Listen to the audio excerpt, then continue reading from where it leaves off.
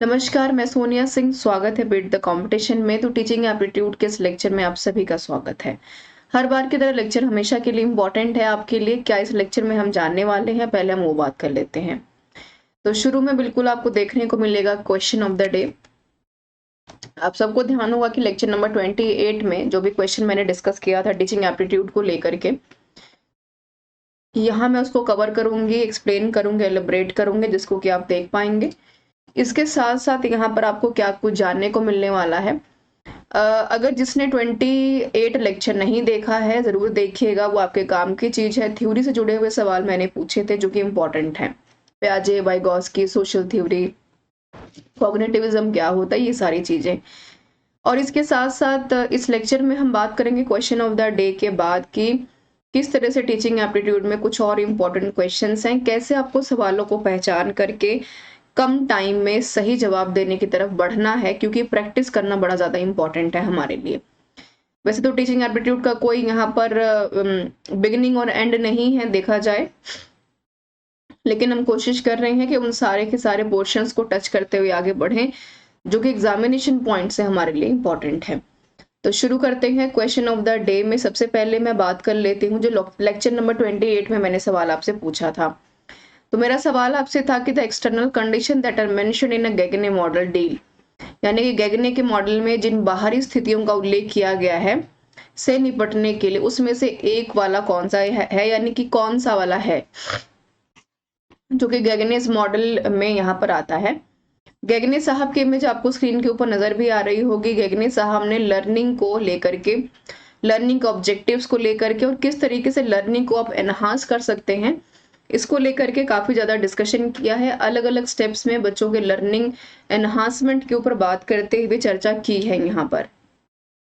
तो देख लेते हैं गेगने मॉडल में। सबसे पहले हमें ये पता होना चाहिए कि लर्निंग थ्योरी यहाँ पर, वैसे आप ये देख भी पा रहे होंगे कि इन्होंने stimuli and present to the learner, Gagne model ने यहाँ पर लर्निंग को और ज्यादा बढ़ावा देने के लिए, सीखने की प्रवृत्ति को और ज्यादा एनहांस करने के लिए स्टिमुलस का नाम दिया है, यानी कि शिक्षार्थी को उत्तेजनाएं प्रस्तुत की जाती हैं।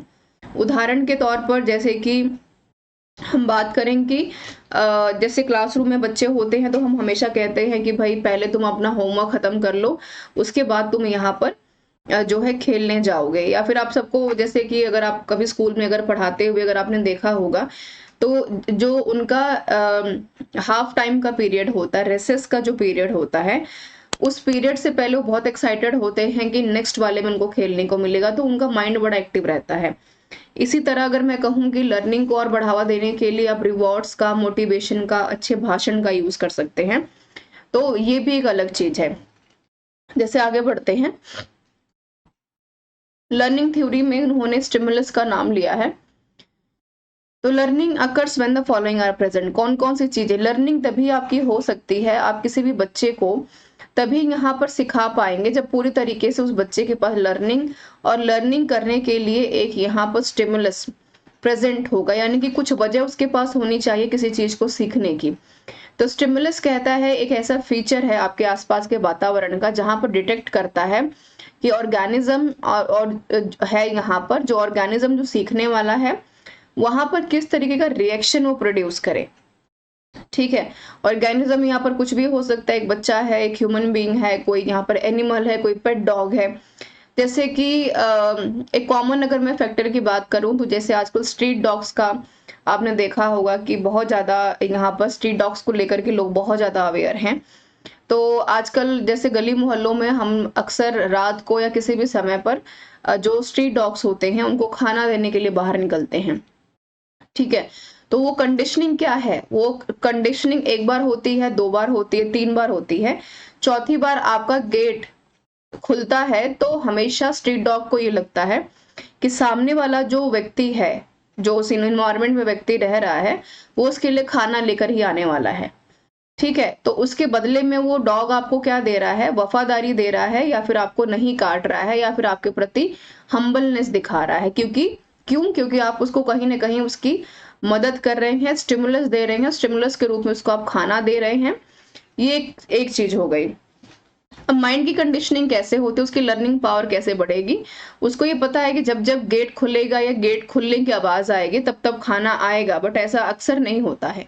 तो उसकी माइंड की कंडीशनिंग हो जाती है, यानी एक चीज वो सीख चुका है कि गेट का खुलना और यहाँ पर खाने का आना और कुत्ते का वहां पर प्रेजेंट होना, ठीक है। तो ये आप यहाँ पर समझ पा रहे होंगे, है ना। लेकिन ऐसा अक्सर नहीं होता होगा, आप दिन में 1 या 2 बार ऐसा करते होंगे, लेकिन अक्सर आप जब भी अपने काम के लिए निकलते होंगे तो भी यहाँ पर स्ट्रीट डॉग्स वैसे ही आपके सामने प्रेजेंट होते हैं, अपनी वफादारी को लेकर के थोड़ा बहुत चियरनेस दिखाते हुए आपके सामने आपको मिल जाएंगे, ठीक है। जैसे एग्जाम्पल के तौर पर इन्होंने लिखा भी है कि a loud noise heard by a baby, example के तौर पर, ठीक है, कि कोई बच्चा है और उसको बहुत तेजी से आप कोई म्यूजिक सुना रहे हैं या उसके ऊपर चिल्ला रहे हैं, तो उसके बदले में उसने रोना शुरू कर दिया। तो यहाँ पर ऑर्गेनिज्म क्या है, वो जो ऑर्गेनिज्म आप डिटेक्ट कर रहे हैं बच्चे को, और प्रोड्यूस क्या किया बच्चे ने, रिएक्शन रोना। तो ऑब्जॉर्बल रिएक्शन क्या है यहाँ पर, स्टिमुलस का क्राई करना, रोना। जैसे ये तो छोटे बच्चों की बात है, आपके घरों में आपने बहुत बार देखा होगा कि कई बार छोटे बच्चे होते हैं तो उनको बहुत जोर से चाहे मजाक में चिल्ला दो, लेकिन उनको लगता है कि आपने उनको डांटा है, तो उनकी कंडीशनिंग हो जाती है। 2-3 बार अगर आप उनको ऐसे ही डराने की कोशिश करेंगे या फिर उनके ऊपर अगर प्यार से भी चिल्लाते हैं मजाक में भी, तो कई बार उनको लगता है कि सामने वाला व्यक्ति उनको डांट रहा है। तो स्टिमुलस ऑर्गेनिज्म जो है, आपका बच्चा आपके एनवायरमेंट में रह रहा है, उसकी माइंड की कंडीशनिंग हो जा रही है कि जब जब मेरे से जोर से बात कोई करेगा, ठीक है, तब तब उसको रोना है, तो क्राई करना है। उसका जो स्टिमुलस है जुड़ा है बच्चे के साथ, स्टिमुलस क्या है, चिल्लाना, और उसका क्राई क्या है, वापस से आता हुआ रिस्पॉन्स, ठीक है। इन शॉर्ट अगर मैं और क्लियर करूं कि भाई आप एग्जाम देने के लिए पढ़ रहे हैं, है ना, तो आपका स्टिमुलस क्या है, आपका एग्जाम है ना, क्योंकि उससे प्रोड्यूस क्या होगा, रिजल्ट प्रोड्यूस होगा, आप पास होंगे, आपको सरकारी नौकरी मिलेगी। तो हर एक चीज का वजह है सीखने का। जैसे अभी ईएमआरएस के एग्जाम के ऊपर ये हाई कोर्ट का जो मैटर चल रहा है, हालांकि उसका कोई ऑफिशियल नोटिफिकेशन तो है नहीं, तो स्टूडेंट्स काफी ज्यादा परेशान है इस चीज को लेकर के कि भाई पेपर होगा कि नहीं होगा। लेकिन उनके सामने इससे पहले जब ये प्रॉब्लम नहीं थी तो वो अपने काम में काफी हद तक लगे हुए थे, क्योंकि उनको पता था कि पेपर तो होना ही है। तो उनके सामने क्या है, यहाँ पर एक स्टिमुलस है जो कहता है कि एग्जाम क्वालिफाई करना और प्रोड्यूस क्या करना है, रिजल्ट को यहाँ पर प्रोड्यूस करना है। लेकिन जैसे ये हाई कोर्ट के मैटर्स यहाँ पर सामने आने शुरू हुए हैं, उसके बाद से स्टिमुलस में उनका थोड़ा सा रोकथाम हुआ है, थोड़ा सा उनका ध्यान भटका है। पर फिर भी मैं आपको यही कहना चाहूंगी कि अपने स्टिमुलस को बरकरार रखिए, क्योंकि प्रोडक्शन लेने के लिए लर्निंग करनी बड़ी इंपॉर्टेंट है आपके लिए, है ना। तो ये तो एक एग्जाम्पल मैंने समझाया, मैंने इतने मैक्सिमम एग्जाम्पल्स आपको इसलिए दिए हैं ताकि आपको क्वेश्चन को अंडरस्टैंड करने में दिक्कत ना आए। क्योंकि कई बार ऐसा होता है कि हमारे सामने जो है कि जब हम किसी चीज को पहली बार देखते हैं, पढ़ते हैं, सुनते हैं, तो बहुत बार ऐसा होता है कि हम उसको जो है डिफिकल्टी फील करते हैं समझने में। इसलिए मैंने बहुत कॉमन जो है एग्जाम्पल्स को देकर के आपको समझाने की कोशिश की है, ठीक है। आगे बात करते हैं, ये जो आपको 9 इवेंट्स नजर आ रहे हैं, कई बार हालांकि क्योंकि सिलेबस में तो मेंशन नहीं है आपके गगने के मॉडल से जुड़ी हुई चीजें, बट क्योंकि लर्निंग है भाई, हम कह नहीं सकते कि कहाँ से सवाल पूछ लेंगे। तो ये 9 स्टेप्स आपको ध्यान में रखने हैं, गगने मॉडल के 9 स्टेप्स आपके लिए इंपॉर्टेंट है। अब यहाँ से सवाल क्या बन सकता है, हो सकता है कि सवाल आपसे ये पूछ लें कि इसमें से गगने का मॉडल में से कौन सा थ्योरी नहीं आती है, राइट, जो कि हमने क्वेश्चन पहले देखा। तो मान लो गेनिंग अटेंशन पूछ लेते हैं, information the learner of the objectives पूछ लेते हैं, तो कोई भी सवाल आपको जो है क्वेश्चन फॉर्मेट में पूछा जा सकता है। तो गगने कहते हैं कि बच्चे को सिखाने के लिए 9 तरह के जो हमें लर्निंग होती है वो ट्रांसफर करनी होती है।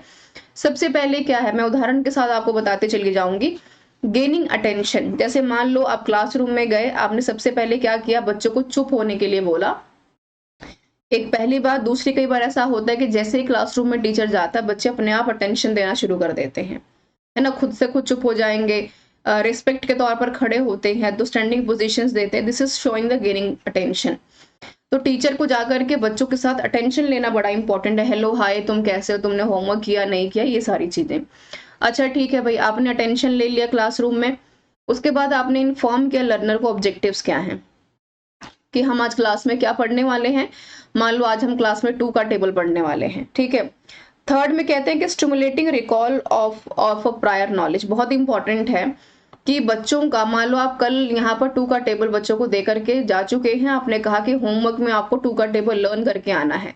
तो अब यहाँ पर आप बच्चे से रिकॉल करवाएंगे कि मैंने जो कल आपको पढ़ाया था उसमें से आपको कितना याद है ना। तो आप ये पूछेंगे कि भाई कल जो मैंने 2 का टेबल पढ़ाया था उसमें 2 मल्टीप्लाई 2 करके 4 बताया था या 2 + 2 = 4 करके बताया था।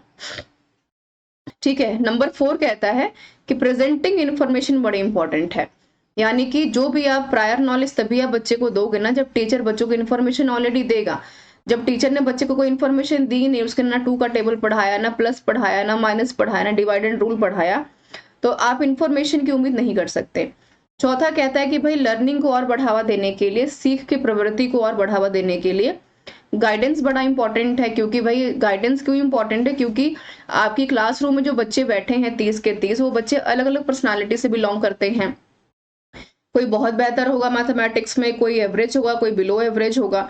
यहाँ पर गाइडेंस आप क्या प्रोवाइड करेंगे कि आप एक ऐसी जो है फॉर्मूले को यूज करें, कैसे धारा का यूज करें, कैसे जो है पर्टिकुलर जो है एक ऐसे मापदंड का स्टैंडर्डाइजेशन का यूज करें जिसके द्वारा बच्चा यहाँ पर गाइडेंस के थ्रू चीजों को सीख पाए। उसको ये ना लगे कि भाई मुझे कोई चीज पूछने के लिए बार बार जो है झिझकना पड़ता है या मुझे टीचर से डर लगता है। तो आपको यहाँ पर गाइडेंस देना बड़ा इंपॉर्टेंट है कि कोई बात नहीं, कोई अगर ऐसा बच्चा है जो कि ठीक से नहीं सीख पा रहा है तो उसको गाइड करना बड़ा इंपॉर्टेंट है राइट वे के ऊपर। ठीक है। नंबर 5 में कहते हैं कि भाई एक्सलेट भी करेंगे, परफॉर्मेंस को बढ़ाएंगे भी थोड़ा सा परफॉर्मेंस अपना के बार। कैसे बढ़ाएंगे, जब आप यहाँ पर ऐसा ही होता है ना भाई, आपके पास साइकिल माफ कीजिए स्कूटर है, साइकिल है या फिर गाड़ी है, तो आप किसी भी चीज के ऊपर एक्सलेटर का जो प्रेशर है तभी बढ़ाएंगे जब आपको उसको ठीक से चलाना आता होगा, है ना। तो मैम ने कहा कि भाई हर एक टेबल को सॉल्व करने का या लिखने का एक ही तरीका होता है, या तो प्लस करते जाओ या मल्टीप्लाई करते जाओ, है ना। तो आपने अब बच्चे को 2 का टेबल पढ़ा दिया, 2 से लेकर के 15 तक का टेबल पढ़ा दिया, उसको बता करके कि मल्टीप्लाई करते जाओ, आंसर आता चला जाएगा। 2 × 2 = 4, 4 × 2 = 8, 8 × 8 = 16, है ना। सॉरी 64 आएगा।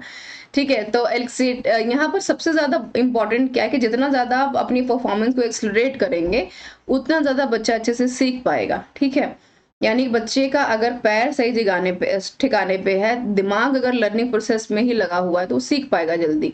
जैसे आप सबको ध्यान में है कि कोई सा बच्चा यहाँ पर बाइसाइकिल चलाते चलाते स्कूटी चलाना सीख जाता है। ठीक है।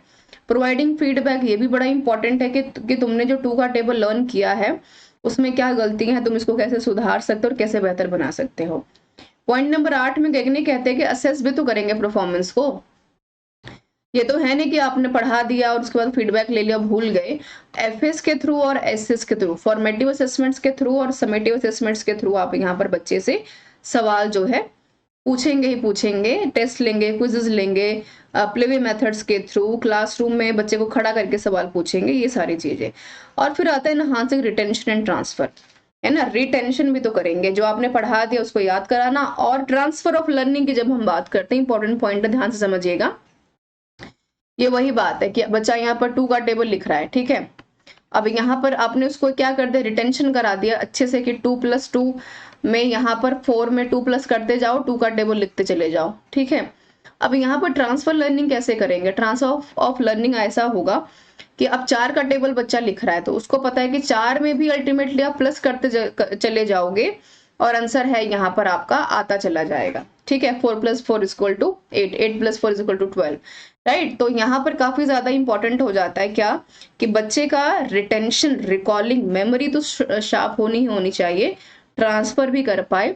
जैसे कि भाई आप पेंसिल चलाते चलाते पेन चलाना सीख जाते हैं, आपको शुरू में पेंसिल पकड़ाई जाती है, फिर आप धीरे धीरे पेन चलाना भी सीख जाते हैं। आपको साइकिल चलानी आती है, एक एज के बाद आपको स्कूटी या बाइसाइकिल चलानी, वो बाइक भी चलानी आ जाती है। आपको अगर कार चलानी आती है तो कुछ वक्त के बाद आप ट्रांसफर ऑफ लर्निंग को ट्रक चलाने में भी सीख सकते हैं, है ना। तो ट्रांसफर ऑफ लर्निंग काफी इंपॉर्टेंट हो जाएगा यहाँ पर, तो ये काफी इंपॉर्टेंट है जो कि आपको ध्यान में रखना है। गगने ये भी कहते हैं कि भाई प्रिपरेशन करना है ना। मान लो क्लासरूम में आप गए और आपने पढ़ाना शुरू कर दिया, तो ऐसे तो है नहीं कि जाते पढ़ाना शुरू कर दोगे, जाकर के पढ़ाने के लिए बड़ा इंपॉर्टेंट है कि आप यहाँ पर प्रिपरेशन करोगे। ठीक है। किसी चीज को पक्का करोगे, प्रिपेयर करोगे, इंस्ट्रक्शंस एंड प्रैक्टिस करोगे, जो भी आपको यहाँ पर इंस्ट्रक्शंस दी जाएंगी। जैसे प्रिपरेशन की बात करें, गेनिंग अटेंशन है यहाँ पर जो बहुत इंपॉर्टेंट है, सबसे पहले अटेंशन, फिर इन्फॉर्म करोगे कि क्या पढ़ाने वाले हो, रिकॉल कराओगे जो आप पढ़ा चुके हो, फिर इंस्ट्रक्शंस देखो कि आपके सामने भी अगर आपने 2 का टेबल सही लिख करके दिखा दिया तो आज उन बच्चों को चॉकलेट हम देने वाले हैं, तो बच्चे खुश हो जाएंगे। तो हर बच्चा कल से 2 का टेबल याद करके आएगा, है ना। गाइडेंस दोगे, अगर कोई बच्चा गलत सही लिख रहा है तो उसको सही जगह पे आप उसको जो है परफॉर्म करने की बात करोगे। फीडबैक भी दोगे, असेस करोगे परफॉर्मेंस को एफएस के थ्रू और एसएस के थ्रू, एनहांस करोगे रिटेंशन और ट्रांसफर को, कि कोई बच्चा अगर ये जानता है कि भाई 2 का टेबल में ऐड करने से यहाँ पर आंसर आता है तो वो 4 का टेबल भी ऐड करने से ले आएगा, है ना। जैसे पेंसिल पकड़ना सीख गए तो पेन पकड़ना भी सीख जाएगा बच्चा। कंडीशंस ऑफ लर्निंग क्या है ना। आपने ये बताया कि लर्निंग कैसे होती है, हमने इन 2 स्लाइड्स में ये जानने की कोशिश की कि बच्चे की लर्निंग कैसे होती है। अच्छा, मैं बता दूं कि सवाल कहाँ से बनता है। असेसिंग द परफॉर्मेंस से सवाल बनेगा यहाँ पर पॉइंट नंबर 8 से, 9 से सवाल बनता है, और यहाँ पर सवाल जो ये दूसरा है यहाँ पर सवाल बनेगा पॉइंट नंबर 2 से। सवाल कई बार घुमा फिरा के आपसे पूछ लेते हैं। तो आपने 2 स्लाइड्स में ये जाना कि लर्निंग करवानी कैसे है, एंड अटेंशन गेन करोगे, प्रॉब्लम सॉल्व करोगे, रिकॉल कराओगे, फीडबैक लोगे, असेसमेंट करवाओगे, और फिर उसके बाद ऑब्जेक्टिव्स दोगे, उसके बाद उसको जो है रिवॉर्ड दोगे, स्टिमुलस मतलब, और आखिर में आप उसको अटेंशन, रिटेंशन और अटेंशन की बात करोगे जब वो किसी चीज को ट्रांसफर ऑफ लर्निंग में यूज कर रहा है। बट आपके पास कंडीशन क्या क्या होनी चाहिए। कंडीशन होनी चाहिए कि आपके अंदर कुछ चीजें मौजूद हों, बच्चे के अंदर भी और टीचर के अंदर भी, क्योंकि लर्निंग ऐसा तो है नहीं कि केवल बच्चा कर रहा है टीचर भी कर रहा है। तो कैसे आप कर पाएंगे, जब आप यहाँ पर प्रॉब्लम सॉल्विंग नेचर को रखेंगे, यानी कि बहुत अच्छी बात है, बहुत पॉजिटिव शब्द है ये, कई बार सवाल डायरेक्टली भी यहाँ से आता है, मैं स्टार मार्क कर रही हूँ। प्रॉब्लम सॉल्विंग का मतलब ये है कि जब बच्चा क्रिटिकली सोच पाता है कि टीचर ने बता दिया कि बेटा 2 का टेबल लिखने के लिए आप यहाँ पर 2 में 2 प्लस करते चले जाओ, है ना, तो आंसर आता चला जाएगा। अब बच्चे ने यहाँ पर जो है 2 का टेबल लिख लिया, 4 का लिखना शुरू कर दिया। अब चौथे पायदान पे आकर के वो यहाँ पर कंफ्यूज हो गया कि अब मैं यहाँ पर क्या लिखूं, तो अपनी प्रॉब्लम सॉल्विंग नेचर से दोबारा इसको रीचेक करके यहाँ पर दोबारा से इसको ठीक करेगा। रूल लर्निंग बड़ी इंपॉर्टेंट है, जैसे आपका फीडबैक, आपका मेमोरी, आपका अंडरस्टैंडिंग, आपका रिफ्लेक्शन, हर एक लर्निंग का रूल होता है। ऐसा थोड़ी ना कि आपने यहाँ पर 2 का टेबल जो है क्लास 1 में जाकर के सीख लिया होगा। आपको पहले टीचर ने प्ले वे में, किंडरगार्टन में, आप तो बाल वाटिका का सिस्टम हो गया तो पहले बताया हुआ ना कि बेटा 1 + 1 = 2 होता है। वो भी सबसे पहले उसने कैसे बताया होगा, पिक्चर्स के माध्यम से, ठीक है, मे बी स्मार्ट बोर्ड के माध्यम से, मे बी काउंटिंग के माध्यम से, इस तरीके से। कॉन्सेप्ट ऑफ लर्निंग आपकी अच्छी होनी चाहिए जी, को जो कॉन्सेप्ट्स आप सीख रहे हैं, क्योंकि अगर आपके कॉन्सेप्ट से क्लियर नहीं तो आप ट्रांसफर कैसे करोगे लर्निंग अपनी। अगर बच्चे ने शुरू से पेंसिल पकड़ना सीखा ही नहीं है तो किस तरीके से वो पेन को ठीक से पकड़ पाएगा। तो कॉन्सेप्ट्स ऑफ लर्निंग क्या है, उसको पता होना चाहिए कि कलम को या पेंसिल को पकड़ने के लिए no need to hold the pen और a pencil with 5 fingers, it is very important to hold the pencil और pen with 2 fingers only, right, ताकि आपका होल्ड जो है वो सही तरीके से बन पाए। And it is very important to decide to check the position of your finger on the pen और द पेंसिल, राइट, कि आपकी पोजीशन किस तरीके से है आपके पेन के पेंसिल के ऊपर, ताकि आप उसको ठीक तरीके से लिख पाए। डिस्क्रिमिनेशन लर्निंग ये नहीं होनी चाहिए, ये काफी नेगेटिव वर्ड भी है। डिस्क्रिमिनेशन लर्निंग से बिल्कुल मतलब है कि भाई मैंने कहा कि 30 बच्चे बैठे हैं, वो 30 पर्सनालिटी है, इंटेलेक्चुअल है, बिहेवियर है, साइकोलॉजी है, मॉरल डेवलपमेंट है, ग्रोथ है, माइंड्स हैं, थॉट्स हैं, मेमोरी है, रिफ्लेक्शन है, अंडरस्टैंडिंग है, बहुत चीजें हैं आपकी क्लास में बैठी हुई। 30 पर्सनालिटीज आपकी क्लास में बैठी हैं, तो आप क्या डिस्क्रिमिनेशन करोगे उनसे लर्निंग के मामले में। डिस्क्रिमिनेशन से मेरा मतलब ये है कि भाई जरूरी नहीं है कि 30 में से 10 बच्चे बहुत एक्सीलेंट परफॉर्म कर रहे हैं तो आपका कंप्लीट फोकस उसी की तरफ हो। डिस्क्रिमिनेशन ऑफ लर्निंग से यहाँ पर मेरा मतलब है कि पूरी तरीके से आप ये तय करें कि आपका काम हर एक बच्चे को इंक्लूसिव ग्रोथ की तरफ लेकर के जाना है। सवाल यहाँ से आ सकता है, ध्यान रखिएगा कि एक धारा में लेकर के जाना है कि यहाँ पर 30 बच्चे तो सीख ही रहे हैं, उनको तो आपने और अच्छा बनाना ही है, बट रेस्ट ऑफ द जो 20 बच्चे जो यहाँ पर बिलो लर्निंग में, बिलो एवरेज में काउंट कर रहे हैं खुद को, उसमें और अच्छा वो परफॉर्म कर पाए। पर कैसे परफॉर्म कर पाएंगे, जब वो पूरी तरीके से आप उनकी मदद करेंगे। आप ये भेदभाव नहीं करेंगे कि भाई तुम्हें टेबल नहीं आता तो मैं तुम्हें नहीं पढ़ाऊंगा, तुम क्लास से बाहर निकल जाओ, तुम्हारा तो दिमाग ही कम है। तो इन सारे शब्दों का यूज करने से आपको बचना है। और क्योंकि दिव्यांगों की बात करें, जो बच्चे पूर्ण तरीके से देख नहीं पाते, सुन नहीं पाते, चल नहीं पाते, उनको सिंपैथी से ज्यादा एम्पैथी की, सहभागिता की बहुत ज्यादा आवश्यकता रहेगी क्लास में। वर्बल एसोसिएशन, जो हम अगेन भाषा की बात कर रहे हैं, तो मदर टंग में सिखाने की बहुत इंपॉर्टेंस है यहाँ पर। ज़रूरी नहीं है कि आप भारी भरकम शब्दों का प्रयोग करें। अब यहाँ पर अगर मैं हिंदी और इंग्लिश में छोड़ करके जर्मन या चाइनीज़ में पढ़ाना शुरू कर दूँ आपको, तो ज़ाहिर-सी बात है कि आपको समझ में नहीं आएगा। तो हमने कहा वर्बल का एसोसिएशन है ना? शब्दों का जोड़ का सही प्रयोग होना बड़ा इंपॉर्टेंट है। क्योंकि वर्बल का मतलब केवल ये नहीं है कि आप बातचीत कर रहे हैं।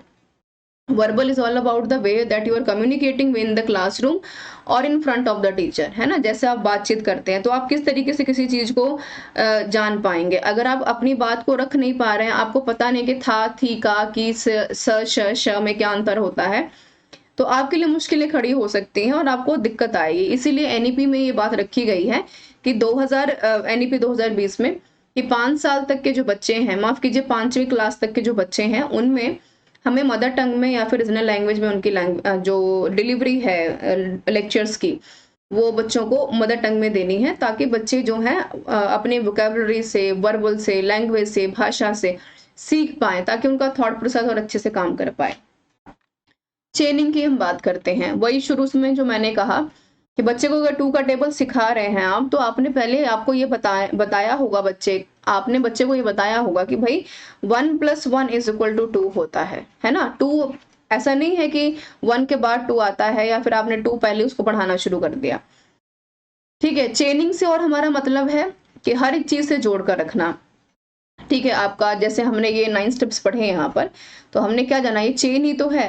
अटेंशन चेन देना, उसके बाद ऑब्जेक्टिव्स पढ़ाना, फिर रिकॉल कराना, फिर पूछना, प्रायर नॉलेज चेक करना, है ना? अब आप क्लास में जाओ, आपने अटेंशन गेन किया नहीं, बच्चे शरारत कर रहे हैं, आधे बच्चे पीछे खड़े हैं, आधे बच्चे आगे खड़े हैं, आधे बच्चों को पता नहीं कि क्लास में टीचर आ भी चुका है ना? तो अल्टीमेटली क्या होगा? डिसिप्लिन नहीं है तो बच्चे सीख नहीं पाएंगे।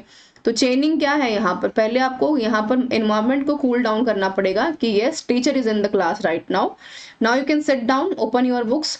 यही होता है ना, आप जाएंगे, बच्चे खड़े होंगे आपके रेस्पेक्ट के लिए, फिर बैठेंगे, फिर उनको पता है कि भाई ये साइंस है, हिस्ट्री वाली मैडम है, सर हैं, तो उनके जो है बिहाफ पे किताबें खोलेंगे, फिर उनको पता है कि सर ने और मैडम ने क्या होमवर्क दिया था। तो इट्स लाइक अ चेन, है ना?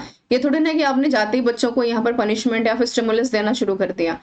ठीक है, stimulus is like a chocolate. ठीक है, जैसे मान लो कि भाई कोई बच्चा यहाँ पर जो है खराब परफॉर्म कर रहा है जानबूझ करके और उसको चीजें आती भी हैं, या फिर कहें कि वैसे भी, अब बच्चे को आपने स्टिमुलस देना शुरू किया कि अगर तुम अच्छा परफॉर्म करोगे तो मैं तुम्हें वेरी गुड दूंगा, तुमको मैं स्टार मार्क करूंगा। क्योंकि कई बार आपने देखा होगा कि छोटी क्लासेस में कोशिश करते हैं टीचर्स की हर पेज पे बच्चे को या तो स्टार मार्क करते हैं, वहां पे साइन और चेक का रूल नहीं होता है। चेक तो होती है नोटबुक्स, बट यहाँ पर टीचर अपने साइन के बाद नीचे नोट लिखता है कि तुमने बहुत अच्छा परफॉर्म किया, keep going on, keep performing, star marks करते हैं। तो ये बच्चों के लिए बहुत क्यूरियोसिटी होती है ना? कि अगर तुम्हारी हैंड राइटिंग बहुत अच्छी होगी तो मैं तुम्हें स्टार बना करके दूंगी। तो अगर हम एक से ज्यादा स्टार बनाते, it is showing the stimulus कि बच्चा कल से हैंड राइटिंग और अच्छे से जो है करके लेकर के आएगा। सिंगल लर्निंग का मतलब क्या है? सिंगल लर्निंग का मतलब ये है कि भाई पहले किसी चीज को स्टेप बाय स्टेप सिखाना बड़ा इंपॉर्टेंट है आपको, यानी चेनिंग बनाना बड़ा इंपॉर्टेंट है। आप किसी चीज को जो है सिंगल लर्निंग करवा सकते हैं, लेकिन बच्चे के कॉन्सेप्ट्स क्लैरिटी अगर पहले से अच्छी है तो। ठीक है, ये सवाल मैंने आपको जो है कोशिश की है एक्सप्लेन करने की। सी ऑप्शन सही था, यहाँ पर कर देती हूँ। ठीक है, चलिए आगे बढ़ते हैं।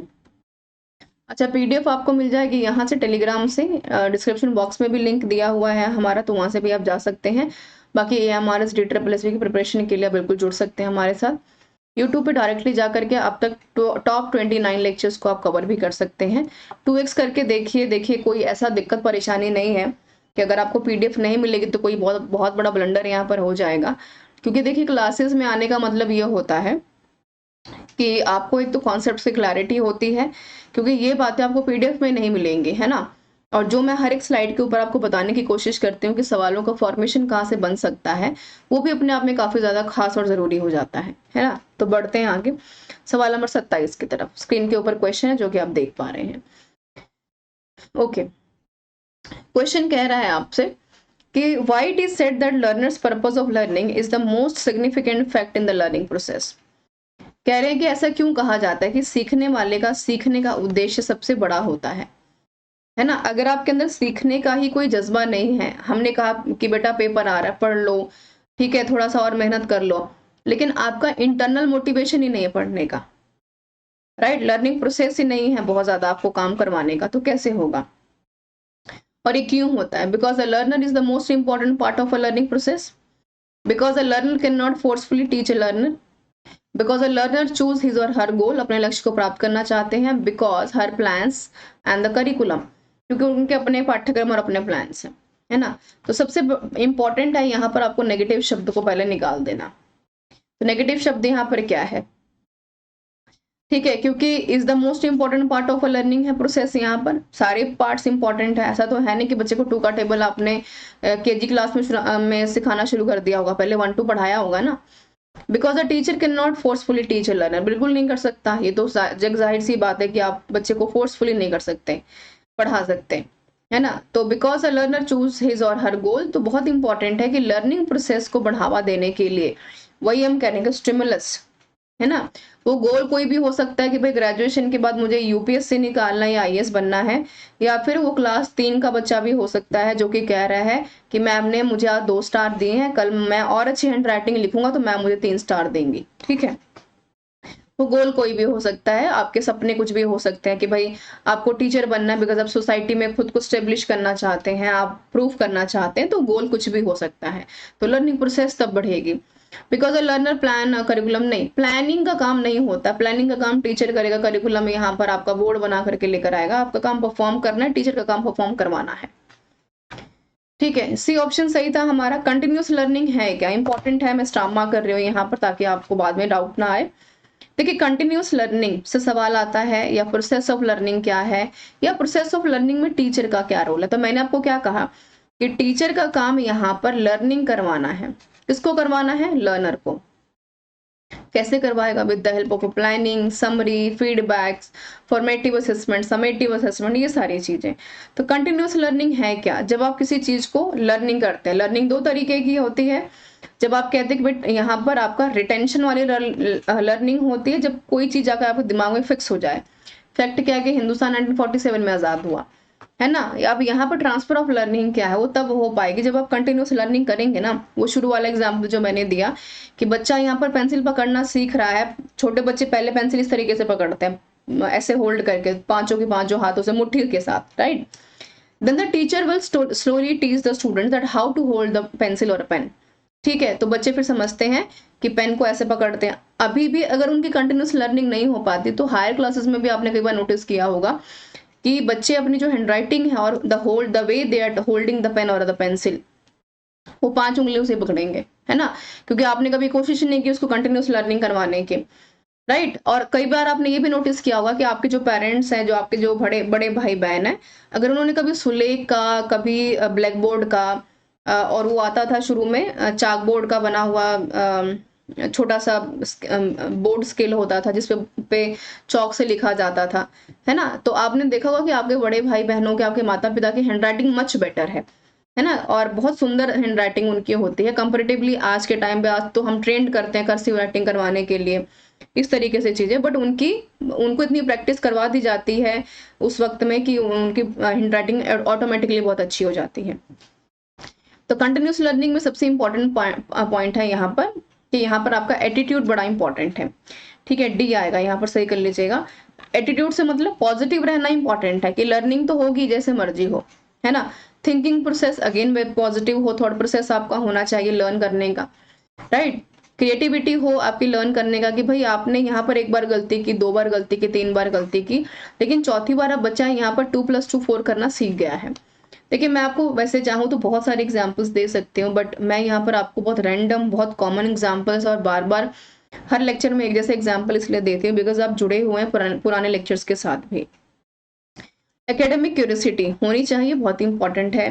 जैसे आजकल काउंसलर्स आजकल हर स्कूल में अपॉइंट किए जाते हैं कि बच्चा क्या क्या पढ़ेगा, कैसे पढ़ेगा, 10th के बाद क्या करेगा, एकेडमिक्स में उसका मैथ्स कैसा है, साइंस कैसा है, सब्जेक्ट में मैथ साइंस आना क्यों इंपॉर्टेंट है, राइट। रीडिंग एंड प्रैक्टिस बहुत इंपॉर्टेंट है कंटिन्यूस लर्निंग में। है ना। रीडिंग क्यों इंपॉर्टेंट है? ताकि आपकी वोकेबुलरी, आपका कम्युनिकेशन अच्छा हो, आपकी भाषा के ऊपर कमांड हो। प्रैक्टिस क्यों इंपॉर्टेंट है? ताकि आप जो अपनी गलतियों को सुधार रहे हैं, आप श को स को श बोल रहे हैं, है ना, तो उसको आप सुधार पाए। एक्सटेंड नॉलेज लेवल, कंटिन्यूटी वो इसी का मतलब है ना। कंटिन्यूटी से हमारा मतलब क्या है? कंटिन्यूटी क्या है? जो चीज बराबर जारी रहती है। तो कैसे आप कर पाएंगे एक्सटेंड नॉलेज लेवल्स को? जब आप चीजों को कंटिन्यू तरीके से सीखेंगे। बच्चे ने यहाँ पर पेन पकड़ना सीखा, फिर पेंसिल पकड़ना सीखा, उसने 2 का टेबल सीखा, आज वो 16 का टेबल लिख रहा है, आज उसको डिवाइड एंड रूल भी यहाँ पर आता है। ठीक है, अब बच्चा ये भी जान पा रहा है कि लर्निंग ऑफ नॉलेज क्या है यहाँ पर, कि टीचर ने बताया था कि यूनिवर्सल ट्रूथ है कि पत्तों का रंग यहाँ पर हरा होता है। तो उसने जब गार्डन में देखा तो यूनिवर्सल ट्रूथ में हर एक पत्ते का जो कलर था वो ग्रीन था। लीची से लेकर के, अनार से लेकर के, पीपल से लेकर के, तुलसी से लेकर सबका। ठीक है, आगे बढ़ते हैं।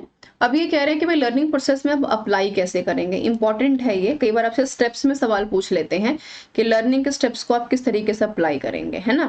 तो आप कैसे यहाँ पर करेंगे? सबसे पहला प्लान बनाएंगे। कौन बनाएगा? टीचर बनाएगा, राइट। तो आप क्या करेंगे? टीचर का काम क्या है? सबसे पहले आप डिस्कस करेंगे कि, और यहाँ पर आप एनालिसिस करेंगे, उसको मॉडल्स देंगे सॉल्व करने के लिए। ठीक है, टेक्स्ट एंड मटेरियल्स देंगे उसको बनाने के लिए। ठीक है, अब आप उसको एग्जामिन करेंगे, transfer with what learner to other situations, कि आपने उस सॉरी यहाँ पे तो चौथा स्टेप है। ठीक है, 1 के बाद आप चलेंगे 2 की तरफ। अब आप यहाँ पर उसको ये बताएंगे कि जो काम मैंने दिया है, जैसे आप इस इमेज को अगर छोड़ दें, मैं आपको फॉर्मली बताऊं, डिस्कस सबसे पहले आप क्या करेंगे यहाँ पर, कि मान लो आपने बच्चे को यहाँ पर कुछ पढ़ाना शुरू कर दिया, है ना, डिस्कस करना शुरू कर दिया क्लास 1 या 2 में कि आज हम 2 का टेबल सीख करके जाएंगे। तो आपने बच्चे को बताया कि 2 का टेबल सीखने के लिए आपको पहले 2 + 2 = 4 करना आना चाहिए, यानी आपको प्लस आना चाहिए, है ना, या मल्टीप्लीकेशन आनी चाहिए। अब आपने यहाँ पर बच्चे को बताया सेकंड स्टेप में कि आप प्लस कैसे करेंगे, है ना। 1 + 1 2 आएगा, 2 प्लस फिर उसके बाद 4 आएगा। अब आपने यहाँ पर रिव्यू भी तो करना है। रिव्यू कैसे करेंगे कि जो आपने सिखाया वो कितना सीख पाया। और चौथे में आप ट्रांसफर ऑफ लर्निंग करेंगे। कैसे? बच्चा सीख चुका है, उसको ट्रांसफर कर रहा है। यहाँ पर मैंने ये सीखा कि 2 + 2 = 4 होता है, और आज बच्चा 16 + 16 भी सीख चुका है कि यहाँ पर क्या होता है, 32 होता है ना। तो ये क्या है? This is all we are doing with the help of 4 steps. सबसे पहले आप क्या बनाएंगे? प्लान बनाएंगे। उसके बाद उस प्लान को क्या करेंगे? अप्लाई करेंगे। ठीक है, फिर आप उसको लर्न करेंगे, रिव्यू करेंगे, और उसके बाद फिर फीडबैक मांगेंगे। आई होप कि आपको क्लियर होगा। सवाल नंबर 28 क्या कह रहा है? 28वां सवाल ये कह रहा है आपसे, okay, why should a student read और listen to the learn being taught alternatively.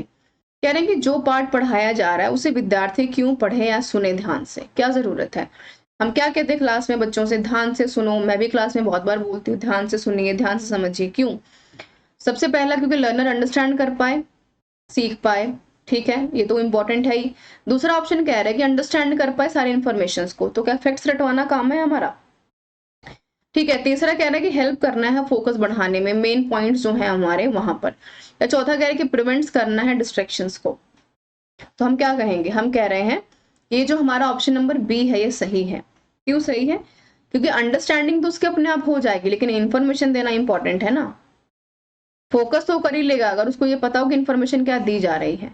Distraction उसका खत्म हो जाएगा जब उसको सही इन्फॉर्मेशन आ जाएगी। अगर मैं आपको ये बता दूं कि एमआरएस का एग्जाम कब होने वाला है, तो आपका फोकस सिर्फ इन्फॉर्मेशन पे होगा कि फलाना कंटेंट कहाँ से मिलेगा, राइट। इसको आप देख लीजिएगा, ये इंपॉर्टेंट है आपका। कई बार यहाँ पर पूछ लेते हैं इंटेंसिव मतलब अंदर से जो चीजें आपकी आती हैं, एक्सटेंसिव जो बाहर से आती हैं। एक्सटेंशन याद रखना जो आपके एक्सटर्नल हैं, इंटेंसिव जो अंदर से आ रही हैं, है ना। तो आप क्या करते हैं? लैंग्वेज फोकस, भाषा तो आप इननेट सीखते हैं ना। ठीक है, वेरी लिटिल अमाउंट में होगा, book week that their level.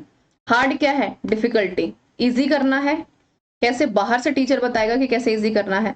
तो इंटेंसिव लर्निंग क्या कौन करेगा यहाँ पर? टीचर सॉरी लर्नर करेगा, और सहायता कौन करेगा? टीचर करेगा। यहाँ पर लर्नर आएगा, सॉरी लर्नर और टीचर। टीचर क्या बता रहा है लर्नर को कि तुम क्या सेलेक्ट करोगे स्टूडेंट को? टेक्स्ट बुक लर्नर चूज करेगा, पढ़ेगा। क्या पढ़ना है? टीचर बताएगा। इन क्लासरूम वेयर टीचर बताएगा। विद एक्सरसाइज कंप्रिहेंशन चेक कौन करवाएगा? टीचर करवाएगा। तो इंटेंसिव रीडिंग क्या है, इसके ऊपर आपको खुद से काम करना पड़ेगा और ये टीचर करवाएगा, तभी आप इन सारे के सारे सवालों का जवाब जो है दे पाएंगे। 29 क्वेश्चन देखेंगे। 29 क्वेश्चन कह रहा है कि why does a teacher need to attentive to exceptional learners.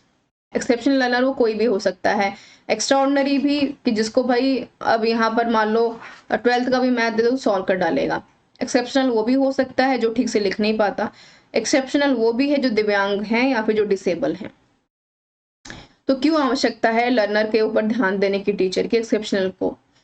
क्योंकि यहाँ पर टाइप्स ऑफ लर्नर बहुत ज्यादा इंटेंटिव है, क्योंकि यहाँ पर अटेंशन सीकर हैं, लोग यहाँ पर ध्यान आकर्षित करना चाहते हैं, या यूजफुल तरीके से यहाँ पर लर्नर्स काम करना नहीं चाहते हैं, नॉट की बात हो रही है। चौथे में कह रहे हैं कि क्योंकि शिक्षार्थी तब तक नहीं सीखते जब तक कि उनको वह न मिल जाए जिन पर उनका विशेष ध्यान दिया जाता है। तो एक्सेप्शनल अटेंटिवनेस क्यों दिखाएंगे? क्योंकि because teaching method applied for average learners are not useful for these learners. मैं हिंदी में पढ़ देती हूँ। कह रहे हैं कि क्योंकि शिक्षण विधियां औसत शिक्षार्थियों के लिए लागू होती हैं, इन शिक्षार्थियों के लिए उपयोगी नहीं है, है ना। एक्सेप्शनल केसेस कौन से केसेस होते हैं? सबके ऊपर तो आप ध्यान दोगे नहीं, मैंने वही कहा, डिसेबल, बिलो एवरेज, या फिर जो गॉड गिफ्टेड होते हैं, है ना। इसलिए हम उसके ऊपर ध्यान देते हैं कि एवरेज जो लर्नर्स हैं हमारे are not useful for this learners. जो हमारे एवरेज बच्चे हैं जो कि 10 में से 6-8 नंबर लेकर के आ रहे हैं, वो उनके लिए यूजफुल नहीं है। अगर कोई बच्चा यहाँ पर गॉड गिफ्टेड है, जिसने क्लास 2 में जाकर के ही 20 तक के पहाड़े और यहाँ पर काउंटिंग और टेबल वेबल सब लर्न कर लिया है ना, तो अब टीचर का काम तो उसके ऊपर फोकस करना है, लेकिन कैसे करेगा? उसको एक्सेप्शनल तरीके से देखेगा कि अब मैं इसको और क्या सिखा सकती हूँ, क्योंकि पूरी क्लास को तो मैं अभी 3 का ही टेबल पढ़ा रही हूँ, उसको तो 20 तक का भी आता है, तो अब क्या किया जाए? तो वो जो तरीका है टीचर का, वो यूजफुल किसके लिए नहीं है? जो एवरेज बच्चे हैं। तो उसको ध्यान में लेकर के क्या चलना है? एक्सेप्शनल, जो बच्चे ठीक से देख नहीं पाते, चल नहीं पाते, लिख नहीं पाते, बोल नहीं पाते, उनके लिए। ठीक है, जैसे आप भी देख भी पा रहे होंगे, ये यहाँ पर 3 तरीके से बच्चा इंडिपेंडेंट फील करता है कि मैं कंप्लीटली फ्री हूँ क्या करने के लिए? लर्न करने के लिए। But how? With the help of a teacher. ठीक है, उसका थॉट प्रोसेस तभी आएगा। सबसे पहले विदाउट होल्ड द आंसर, यहां से शुरू करते हैं। लर्न थ्रू अ प्ले, ठीक है। स्ट्रेटेजी ग्रुपिंग करना, ठीक है। माइंडसेट ग्रोथ करना। Teach attention to the details as a skill, उसके अंदर आप कुछ स्किल भी बढ़ाओगे। यूज जेन्युइन आवर्स, ऐसा नहीं है कि भाई एक लेक्चर आपने बच्चे को पढ़ाया, कुछ यूजफुल इन्फॉर्मेशन ही नहीं दी। Literacy as a foundational of a learning, right. Ensure करना पॉलिसीज जो भी आप बना रहे हैं। कोलैबोरेट करना, जैसे हमने विद्यांजलि के बारे में भी लास्ट टाइम डिस्कस किया था लेक्चर में, तो हमने डिस्कस किया कि विद्यांजलि किस माध्यम से गवर्नमेंट और प्राइवेट इंस्टीट्यूशंस को जोड़ने का काम करती है, वॉलंटियरशिप का। Develop their on quality standardization, fix करो ना कि बच्चे को आप इतना तो पढ़ाओगे ही पढ़ाओगे। भाई अब कोई 4th क्लास का बच्चा 10वीं में आके 2 का टेबल नहीं लिख पा रहा है, तो क्या आपने किया फिर यहाँ पर 6 साल तक? ठीक है। सवाल नंबर 30 देखते हैं। क्वेश्चन नंबर 30 क्या कह रहा है? कह रहे हैं कि इंटोनेशन स्टाइल की बात हो रही है। इंटोनेशन स्टाइल कह रहे हैं शैली क्यों लागू की जाती है, क्यों लागू की जाती है। हालांकि आपको इसका मतलब नहीं पता होगा, पर जब आप इस क्वेश्चन को पढ़ेंगे तो आप थोड़ा सा जज कर पाएंगे, क्योंकि ये स्टाइल है जो लागू होती है लर्निंग के लिए, समझाने के लिए। It helps to draw attention, ठीक है, कंसंट्रेशन के लिए, टॉपिक को आगे बढ़ाने के लिए, टीचर के स्किल को इनफ टीच करने के लिए कि बच्चा अपने जो एक्सटेंशंस है उससे बढ़ावा दे सके, है ना। तो इनोटेशन स्टाइल ऑफ अप्लाइड हम करते हैं किसके लिए? यहाँ पर, ताकि हम एक्सप्लेन कर पाए टॉपिक को इफेक्टिवली। जैसे अभी मैं क्या कर रही हूँ? इनोटेशन ही कर रही हूँ, है ना। मैंने यहाँ पर गगने का एग्जाम्पल पढ़ाने के लिए आपको कम से कम 4-5 एग्जाम्पल दिए, है ना। तो यहाँ पर हम इनोटेशन अलग अलग तरीके से कर सकते, एक्सप्लेनेशन के लिए बोल करके, खेल विधि के माध्यम से, क्विज़ से, चैट करा के, प्रोजेक्ट दे करके, प्लेवे मेथड्स के थ्रू, क्विजेस के थ्रू, या बच्चे से थोड़ी सहानुभूति दिखा करके, हर कोई भी आप यहाँ पर जो है चूज कर सकते हैं इनोटेशन। 31st क्वेश्चन क्या कह रहा है? Why does the economic condition of the student affects the teaching method, right. कहते कि why does the economic condition of the student affect the teaching method, क्यों कर रहा है? Student must bear the tuition fees, इसलिए कर रहा है। इकोनॉमिक कंडीशन है, यहाँ पर बच्चे की क्या इफेक्ट करेगी? टीचिंग मेथड को, ट्यूशन फीस को।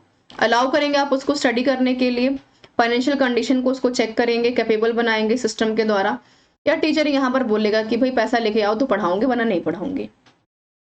ठीक है, तो ये तो हट जाएगा डी पॉइंट, क्योंकि अपने आप में काफी नेगेटिव है। बाकी 3 को देख लेते हैं।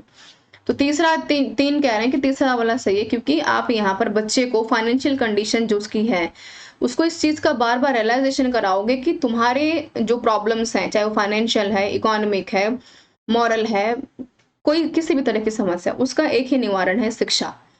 ठीक है, तो सिस्टम को तुम क्या करो, बेहतर बन जाओ सिस्टम में रह करके, और शिक्षा व्यवस्था का खर्च उठाने में सक्षम उसको बनाने की आवश्यकता है, या फिर जिस स्कूल में बच्चा पढ़ रहा है वहां पर स्कूल ऑर्गेनाइजेशन बच्चे के परफॉर्मेंस को देखते हुए उसको जो है शिक्षा देने का काम करे।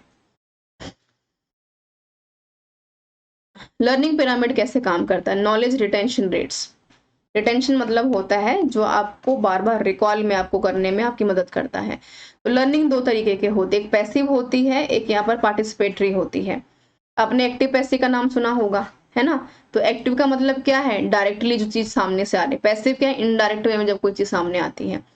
तो यहाँ पर टीचिंग लर्निंग में एक्टिव कौन है, लर्नर है। पैसिव कौन है, टीचर है, क्योंकि टीचर पीछे से सपोर्ट कर रहा है ना उसको पढ़ाने में। एक्टिवली तो पहले बच्चा अगर बिहेव नहीं करेगा तो हमें क्या पता कि उसको कितना समझ में आया है।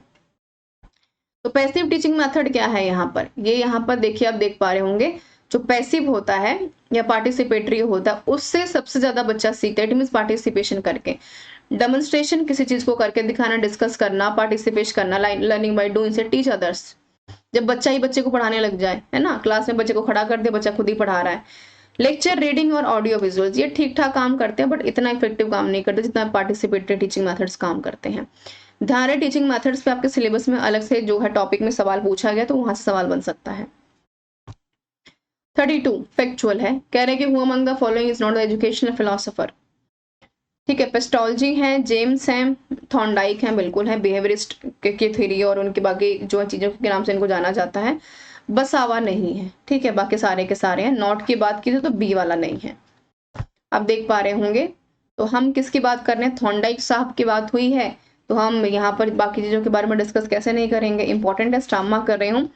थॉर्नडाइक साहब कहते हैं, वही जो हम ट्रांसफर ऑफ लर्निंग अभी पढ़ करके आए हैं वो भी यही कहते हैं, है ना, कि लॉ ऑफ इफेक्ट लर्निंग क्या है, क्या आप एक्सरसाइज करवा रहे हैं बच्चे को। लॉ ऑफ इफेक्ट क्या है, कि आपने बच्चे को पढ़ाया कि 2 + 2 = 4 होता है, पढ़ना इंपॉर्टेंट है, दिस एंड दैट। अब एक्सरसाइज भी तो करवाओ, नेक्स्ट डे होमवर्क दिया आपने उसको और रेडीनेस है, बच्चा क्या तैयार है आगे 2 से 4 का टेबल सीखने के लिए। आगे देखते हैं लॉ ऑफ लर्निंग है क्या। लॉ ऑफ लर्निंग कैसे काम करता है, लर्निंग 3 तरीके से की जाती है। इफेक्ट सबसे पहले, फिर आप करते हैं एक्सरसाइज, फिर करते हैं रेडीनेस। थॉर्नडाइक साहब कहते हैं कि आप किसी भी बच्चे को जबरदस्ती कोई चीज नहीं सिखा सकते अगर उसका मन ही नहीं है सीखने का। मैं अब यहाँ पर आपको बोलते बोलते थक जाऊं, पढ़ लो पेपर तो होना ही है, अक्टूबर में नहीं होगा, नवंबर में हो जाएगा, है ना, तो आप क्या करेंगे, आपके ऊपर उस चीज का फर्क तब नहीं पड़ेगा जब तक आपके पास स्टिमुलस ना हो, क्या ना हो, एग्जाम ना हो, डेट ना आ जाए, डेट शीट ना आ जाए। जब तक एडमिट कार्ड हाथ में नहीं आ जाते तब तक आपके पैर कांपने शुरू नहीं होते एग्जाम्स को देख करके, सुन करके। ठीक है, तो इफेक्ट कैसे होगा, इमोशनली रिएक्शन कर करके, पॉजिटिव आउटकम के रिपीट करके बिहेवियर को, है ना, कि मैंने बार बार एक ही चीज बोली कि पेपर होगा, पेपर होगा, पेपर होगा, पेपर होगा, है ना। तो जब आप इसको 20 बार बोलेंगे तो 21वीं बार आपको चल जाएगा पता कि मैम तो बोलने वाली कि पेपर होना ही होना, ये तो ये बोलती नहीं कि पेपर नहीं होगा। लॉ ऑफ एक्सरसाइज क्या है, इनकरेज करना, रिपीट करना, एक्वायर करना स्किल को, है ना, कि मैंने ये पढ़ा दिया कि 2 + 2 4 होता है। अब यहाँ पर बच्चा खुद से स्किल अडॉप्ट कर चुका है और अब यहाँ पर ये 4 और 16 का टेबल खुद से लिख रहा है। क्यों, बिकॉज प्रैक्टिस मेक्स परफेक्ट। वही वाली बात है, छोटा बच्चा पेंसिल चलाना सीखता है, उसके बाद वो पेन चलाना सीखता है। पहले आप साइकिल चलाना सीखते हैं, फिर आप स्कूटी और बाइक चलाना सीखते हैं। रेडीनेस क्या है, ये इफेक्ट और एक्सरसाइज तो ठीक है, लेकिन बच्चे का मेंटल इमोशनल जो स्टेटस है वो तैयार ही नहीं है सीखने के लिए, बहुत नेगेटिव है वो। तो आप उसको रेडी कीजिए सिखाने के लिए, है ना। आप उसको जो है मोटिवेशन दीजिए, उसको बाहर लेकर के जाइए, क्विजेस करवाइए, प्लेवे मेथड से सिखाइए, अवार्ड्स दीजिए, शाबाशी दीजिए, चॉकलेट दीजिए, टॉफी दीजिए, उसको अप्रिशिएट कीजिए, है ना, तभी वो सीख पाएगा। तो ये आपको ध्यान में रखना है। नेगेटिव लर्निंग इनकी नहीं बहुत एक्सेप्टेंस पर रखी गई तो उसको हटा देते, इतना ही ध्यान में रखिए। जैसे इन्होंने कहा लॉ ऑफ एक्सरसाइज शुरू में, ठीक है, 3 तरह की लर्निंग होती है जो हम यहाँ पर बात कर रहे थे, ठीक है। आप चाहें तो ये ऐसे भी लिख सकते हैं E²R, ठीक है। तो क्या है, E फॉर इफेक्ट है, E फॉर एक्सरसाइज है, R फॉर रेडीनेस है। तो आप देख रहे होंगे कि यहाँ पर इन्होंने एक केज में, पजल बॉक्स में, यहाँ पर must like those use the Edward Thorndike by step lever attached to the rope then animal release the latch and so unlocks the doors, है ना। अब इन्होंने यहाँ पर एक बिल्ली को यहाँ पर जो है बंद कर दिया है, ये लीवर है, जैसे इसको प्रेस करेगी ये जो दरवाजा ये खुल जाएगा, ठीक है। ये जो दरवाजा है वो खुद पे खुद खुल जाएगा, ये वाला, ठीक है। तो अब ये यहाँ पर घूम रही है, इतने बड़े हाथ पांव मारे, अल्टीमेटली दरवाजा नहीं खुल रहा है। अब आपने क्या दिया, इसको स्टिमुलस दे दिया, बेटा इसको प्रेस करो तो ये खुल जाएगा। अब इसने फिर हाथ पैर मारे, कोई रिजल्ट नहीं मिला। अब इसने सोचा कि इसको प्रेस करके देखती हूँ, इसको प्रेस किया, ये केज खुला और बाहर आई, इसने अपना खाना खाया और फिर ये चली गई अंदर, ठीक है। या फिर आप इसको घंटी के साथ भी जोड़ सकते हैं कि जितनी बार घंटी बजेगी बिल्ली बाहर आएगी, बिकॉज आपने उसको क्या दिया, स्टिमुलस दिया है। तो आप लोग पढ़ाई लिखाई तब तक शुरू नहीं करेंगे जब तक कि यहाँ पर आपके सामने आपका एग्जाम ना आ जाए। 33 को देखेंगे, which one is not the part of a constructive classroom. Important है, स्टार मार्क कर रही हूँ। कंस्ट्रक्टिव से समझिए कंस्ट्रक्शन किसी चीज का, how you can construct anything, construction वही होता है। बिल्डिंग को कंस्ट्रक्ट करना है ना, तो ऐसा थोड़ी ना कि कंस्ट्रक्शन 1 डे में आ जाएगा, कंस्ट्रक्शन करते करते आएगा कि कमरा कहाँ बनेगा, वॉशरूम कहाँ बनेगा, जो है किचन कहाँ बनेगा, वेंटिलेशन कहाँ से जाएगा, इट्स लाइक कंस्ट्रक्शन। बिल्कुल वैसे हमारा दिमाग भी काम करता है। जब आप 2+2 करना सीखते हैं तो आपने पहले 1+1=2 सीखा होगा, तब तो 2+2=4 करना सीखा होगा ना। अब ऐसा तो है नहीं कि आपने जो है क्लास 1 में या बाल वाटिका में या केजी और प्लेवे में जाकर के जाते ही आपने सबसे पहले 4 का टेबल सीखना शुरू कर दिया, है ना। अब वो सीखने के लिए कंस्ट्रक्शन करना बड़ा माइंड है, आप माइंड का बड़ा इंपॉर्टेंट है आपका। बट कंस्ट्रक्शन कैसे करेंगे, जब आप किसी भी चीज को यहाँ पर अपने कंट्रोल में लेकर के आएंगे। तो कैसे आएगा, बिगिनिंग करेंगे whole expending to the parts, यानी छोटे छोटे, जो आपके पास कोई होल चीज दे रखी है, मान लो पेन है, पूरा का पूरा पेन आपके सामने है, ठीक है। मैंने इस पेन को तोड़ के रख दिया, इसके पार्ट्स अलग कर दिए, निब अलग कर दी, इसका जो डिजिटल पेन है तो भाई इसका सेल निकाल दिया, इसका बैटरी खत्म हो गया। अब मैंने कहा कि इसको आप जोड़ो, तो आप कंस्ट्रक्शन करेंगे दिमाग के साथ, दिमाग लगाएंगे कि निब कहाँ होती है, बैटरी ऊपर लगनी चाहिए, है ना, बाकी सारी चीजें।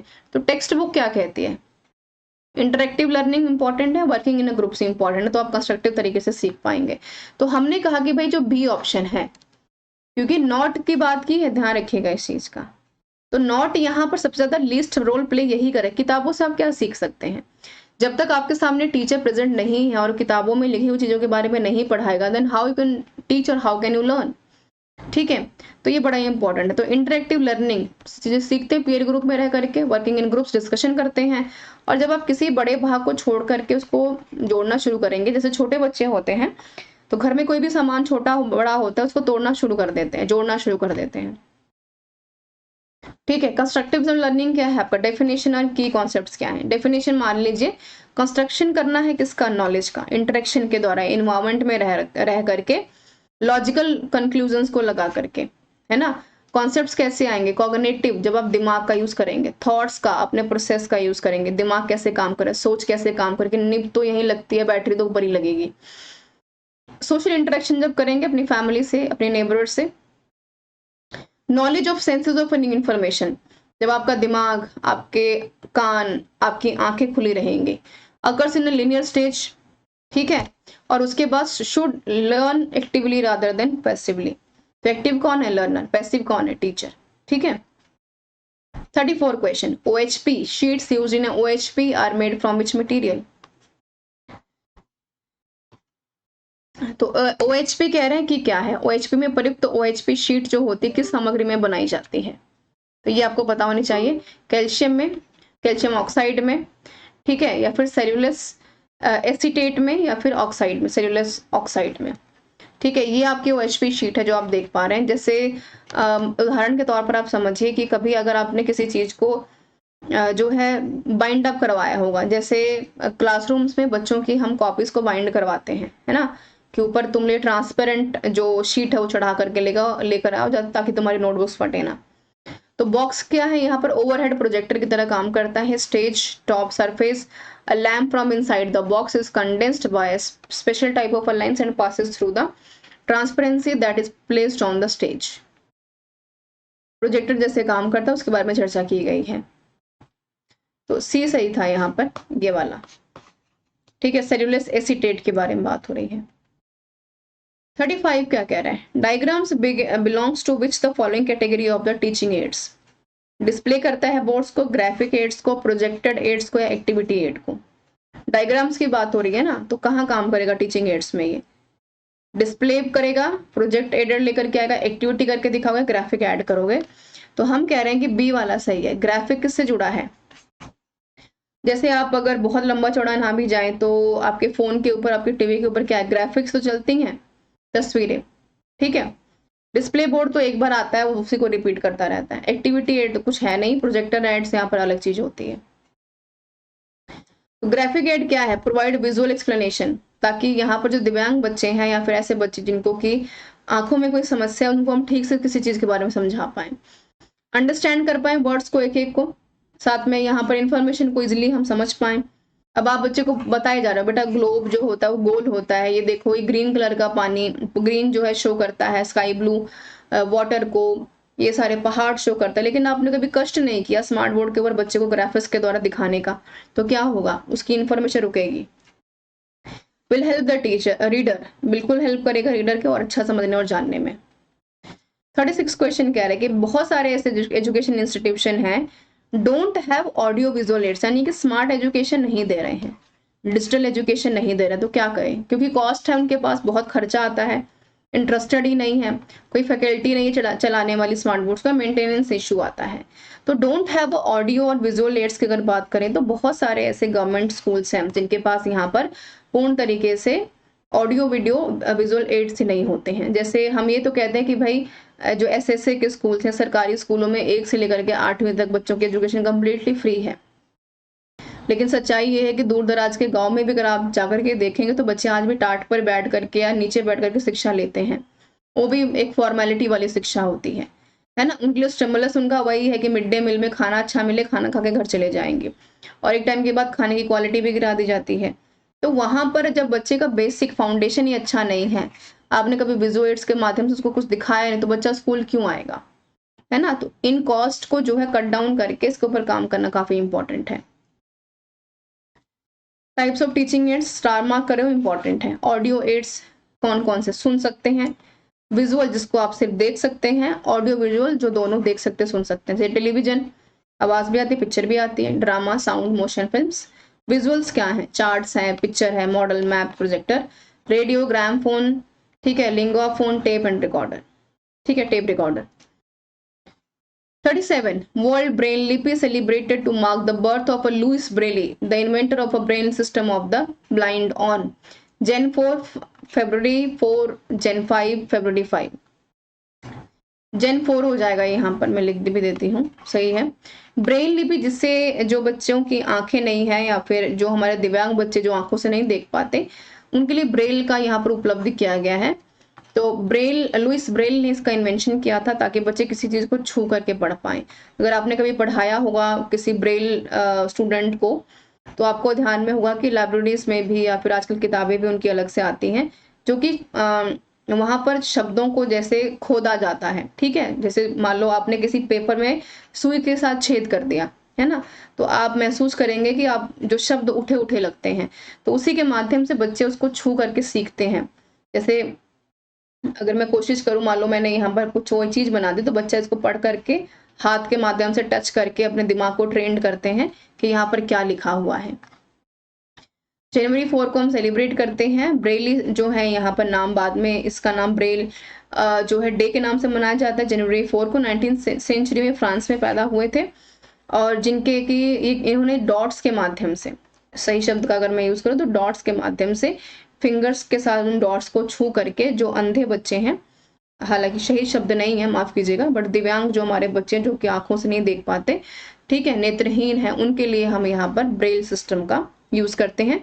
सब जगह ये उपलब्धि होती है, पर कितनी कामयाब है ये एक अलग बात है। क्वेश्चन नंबर 38 को देख लेते हैं।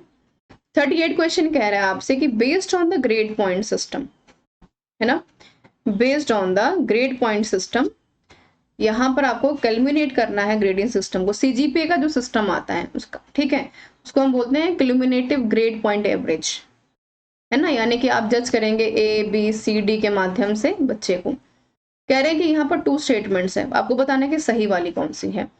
कि हम यहाँ पर ग्रेडिंग सिस्टम समझ लीजिए सीजीपीए से, ठीक है, कि एवरेज ग्रेड पॉइंट हम देते हैं ताकि बच्चा एकेडमिक ईयर में यहाँ पर जो बच्चा एवरेज परफॉर्म करता है, can be use to find out the percentage of marks obtained by in ई सब्जेक्ट, कैलकुलेट कर पाए हर साल, या फिर ओवरऑल परसेंटेज को यहाँ पर मार्क कर पाए एंटायर कोर्सेज को, है ना। आप देखेंगे जब इसको तो आप सही जवाब दे पाएंगे। तो हमने कहा कि बी ऑप्शन हमारा सही है, ये वाला।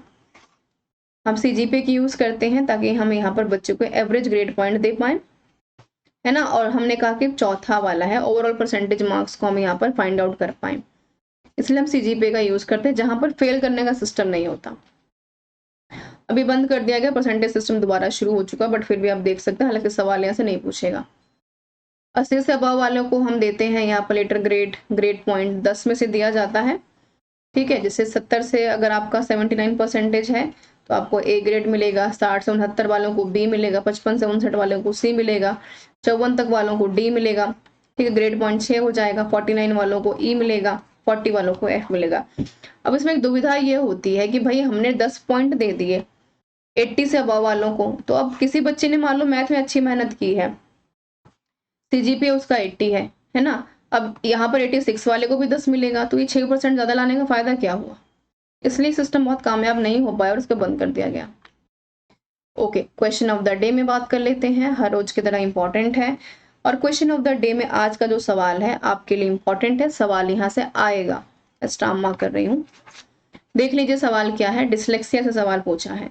कह रहे हैं कि एक लर्नर है जो स्पेसिफिक लर्निंग डिसेबिलिटी है उसको, है ना, जो मैच द डिफिकल्टी आपको बताना है कि वो कैसे मैच, सही मैच वाला कौन सा है। क्या यहाँ पर डिसलेक्सिया काउंट होता है किसके लिए, ठीक है, अफ्रेजिया, डिस्ग्रेफिया या हाइपरलेक्सिया, ठीक है, तो किसके लिए होता है। Language and speech imparted, comprehension is affected, can read a lot more than other children of same age group, trouble करता है रीडिंग में, ट्रबल करता है राइटिंग में, है ना। तो आपको इन चारों ऑप्शंस को पहले देख लेना है ना, कि कोई ऐसा बच्चा है जो कि बोलने में सक्षम नहीं है, लिखने में सक्षम नहीं है, ठीक है, और या फिर यहाँ पर किसी भी बच्चे से बात करने में सक्षम नहीं है। तो यहाँ पर हमारा राइट ऑप्शन यहाँ पर क्या होगा, ठीक है, तो हमारा यहाँ पर राइट ऑप्शन यहाँ पर क्या होगा, तो उसको आप एक बार जब मैच करेंगे तो वहां पर आप जाकर के चुनिएगा ऊपर ऑप्शन में कि कौन सा वाला सही हमारा हो सकता है। मिनट, ठीक है, तो इन सबको पढ़ करके इसमें से सही वाला चुनना, डिसलेक्सिया, डिस्ग्राफिया, वाचघात या हाइपरलेक्सिया, कौन सा सही, जिसमें बच्चा लिख नहीं पाता, बोल नहीं पाता, किसी से इंटरेक्शन नहीं कर पाता, तो सही शब्दों का चुनाव करना। ऑप्शंस आपके साइड में दे रखे हैं। Okay, so this is all about the session everyone. PDF मिलेगी आपको टेलीग्राम चैनल से और यूट्यूब पर बाकी तैयारी आप कर सकते हैं। And don't forget to like, subscribe and share the channel everyone. जुड़े रहिए बाकी प्रिपरेशंस के लिए और बेल आइकन दबाना बिल्कुल मत भूलिएगा फॉर द नोटिफिकेशंस के लिए। तो मैं आपको यहाँ पर I would just like to leave everyone with the question and we will meet soon in the next lecture with some useful contents. This is all about the session. Thank you so much for being with me. If you have any doubt, any question, any suggestion, you can ask me in the comment box, and your suggestions and your comments are always welcome for me. Thank you so much for being with me.